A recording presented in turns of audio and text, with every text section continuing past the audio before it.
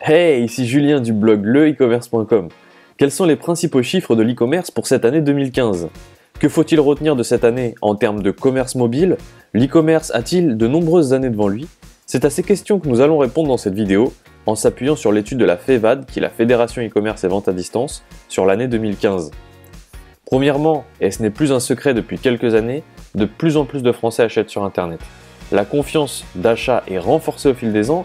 34,7 millions de Français achètent sur Internet, ce qui représente aujourd'hui 79% des internautes. Le chiffre d'affaires généré par l'e-commerce en France pour 2015 est de 56,8 milliards d'euros. En 2013, ce chiffre s'élevait à 50,55 milliards d'euros, ce qui démontre encore une fois la croissance de ce marché. D'ailleurs, le nombre de transactions pour cette année s'élève à 700 millions, et quand on s'amuse à faire le calcul, c'est 1331 transactions par minute, et encore une fois uniquement pour la France.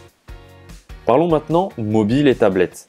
Le chiffre d'affaires généré par ces supports était de 1 milliard en 2012, 2,6 milliards d'euros en 2013 et 4 milliards d'euros pour 2015. C'est une fabuleuse hausse de 54% par rapport à 2012. L'achat mobile est aujourd'hui un véritable vecteur de vente que vous devriez songer à développer si ce n'est pas encore fait.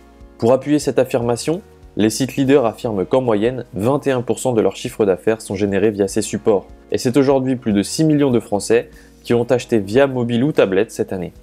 Explorons maintenant une autre facette de l'e-commerce, celle des places de marché. Beaucoup ont crié à la fin de ce système de vente, mais est-ce vraiment le cas? Aujourd'hui, encore, 29% des sites e-commerce français utilisent des places de marché pour vendre leurs produits. Et 32% des internautes ont acheté via ce canal au cours des 6 derniers mois. Les places de marché génèrent en moyenne 8% des ventes de produits en ligne. Ces chiffres démontrent, encore une fois, que les Français placent toujours leur confiance dans ce canal de vente. Avant de vous quitter, j'ai quelques données intéressantes à partager avec vous. Un internaute, peu importe son âge ou son sexe, dépense en moyenne 1 625 € par an sur Internet.